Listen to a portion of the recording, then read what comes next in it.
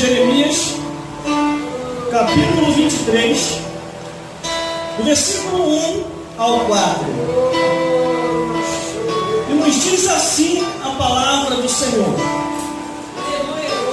ai dos pastores que destrói e dispersa as ovelhas do pasto. Diz o Senhor: portanto, assim diz o Senhor, Deus de Israel, acerca dos pastores que apacentam o meu povo. Vós dispersaste as ovelhas, as minhas ovelhas, e as expulsaste, e não as visitaste. Eis que eu visitarei sobre vós a maldade de vossas ações, diz o Senhor, e eu mesmo recolherei o resto das minhas ovelhas, e todas as terras, para onde estiverem afugentadas, e as farei voltar aos seus apriscos, e frutificarão, e se multiplicarão, e levantarei sobre elas pastores que as apacentam, e nunca mais temerão, nem se assombrarão, e nenhuma delas faltará, diz o Senhor. Os irmãos podem se assentar? Glória a Deus. Deus não aparece essa mensagem. Eu não entendo, quer dizer. Glória a Deus. Ai dos pastores que destroem, dispersam as ovelhas do meu pasto. Glória a Deus. Glória a Deus.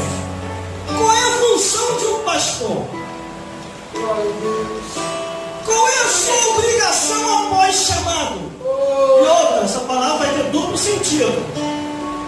Pastor e pastora, já que está cheio de pastora por aí. É para vocês também. Aleluia. Glórias a Deus. Ai dos pastores que destroem e dispersam as ovelhas do meu pasto, diz o Senhor.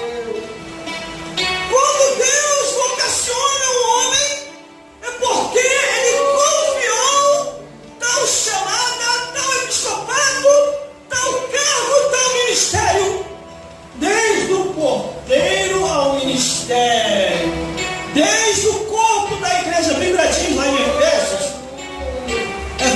capítulo 4, versículo 11, que foi o próprio Deus que montou esse ministério. O ministério não é uma invenção do homem, igual muitos falsificadores andam falando por aí. O ministério foi fundado pelo Deus que fez o céu e a terra. E o ministério é composto de pastores, presbíteros, apóstolos, bispos, evangelistas, missionários, sacerdotes, profetas, atalaias, diáconos, obreiros, trabalhadores, músicos, levitas, administradores e doutores da casa do Senhor. Cada um com seu cargo eclesiástico, cada um na função em que foi chamado. Mas uma coisa eu tenho para vos dizer aqui hoje: há um peso de cobrança que fica sobre o ombro do pastor. O pastor é o alvo principal na visão de Deus. E outra, não confunda você que vai ver essa filmagem dizendo que eu estou tocando os ungidos. Eu estou alertando os ungidos antes que a espada caia sobre teu olho direito ou caia sobre a sua vida, porque está escrito: ai daquele que faz a obra do Senhor relaxadamente. A obra do Senhor relaxadamente, sabe o que é? É largar a obra de mão. Por isso que os olhos de Deus estão sobre ti, sacerdote, que tem que ensinar o povo entre o certo e errado. A Bíblia já diz assim em Jeremias: ai dos pastores que destroem e dispersam as ovelhas do meus pastos, diz o Senhor. Glórias a Deus. Qual é a função e a obrigação do pastor? Pregar o Evangelho, Aleluia, Jesus. anunciar as boas novas, Glória a Deus. ser o primeiro a chegar na igreja e o último a sair. Mas hoje tem acontecido ao contrário. O pastor é o último a chegar e é o primeiro, antes do culto terminar, ele é o primeiro a sair. Glórias a Deus. E tudo isso Deus está vendo. Glórias a Deus. Aí vem o versículo 2, portanto, assim diz o Deus de Israel, acerca dos pastores que apacentam o meu povo, vós dispersaste as minhas ovelhas, e as afugentaste, e não as visitaste, e eis que eu visitarei sobre vós a maldade de vossas ações, diz o Senhor.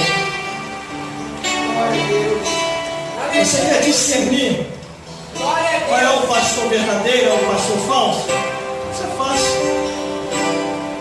Mateus, capítulo 15, versículo 18 ao 20. Glória a Deus. Aqui você vai ter um discernimento no que é que esses tais pastores andam meditando. O mundo está no coração desses pastores. E segundo algumas pessoas falam, a pessoa só fala do que o coração está cheio. Isso aí é verdadeiramente verídico e é bíblico. Isso. O pastor falso, o falso pastor, ele vai para a igreja, em vez de falar da Bíblia, ele perde tempo para no altar estar falando de futebol. Perde tempo para no altar estar falando de novela, de filme mundano.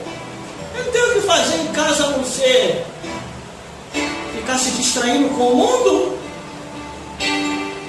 Porque a função do pastor é se ocupar com a oração, com a leitura da Bíblia, com os louvores, se ele for músico, com os instrumentos, trazer o melhor do louvor, receber as revelações e passar a edificação para o povo.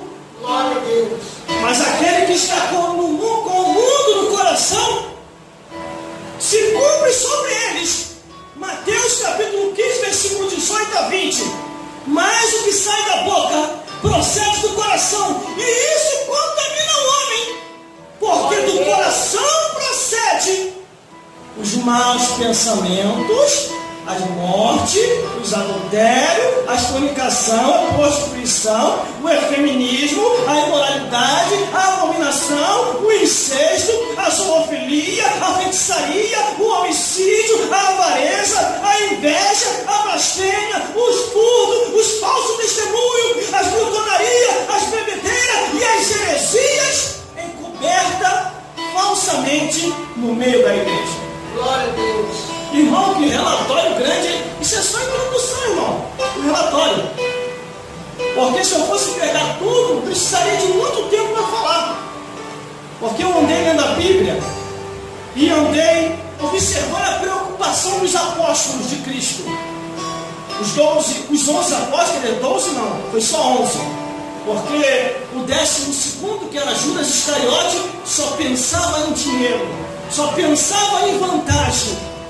Estava ali com Jesus, mas o negócio dele era só vantagem. Ele não estava preocupado com as almas, não. Assim, tem um monte de Judas Iscariote no nosso meio.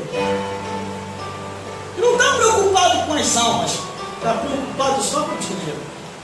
Mas a Bíblia diz que a pessoa só fala do que o coração está cheio. E Deus sonda a mente e o coração. Por isso que Deus está indignado com os pastores, porque não tem se ocupado com a obra, mas com as coisas do mundo. Glória a Deus. Glória a Deus. Não, irmão, tem que trabalhar, com certeza. Tem que trabalhar, porque a Bíblia diz: do suor do teu rosto tirarás o teu sustento. Mas a Bíblia não te autoriza a se mundanizar. Ser um profissional é uma coisa e ser mundano é outra. Profissional, você estuda, termina o teu primeiro grau, segundo grau, faz a faculdade, vai ao nível superior. Está corretíssimo. Agora, se mundanizar é chegar aqui no altar e perder tempo. Falar de futebol,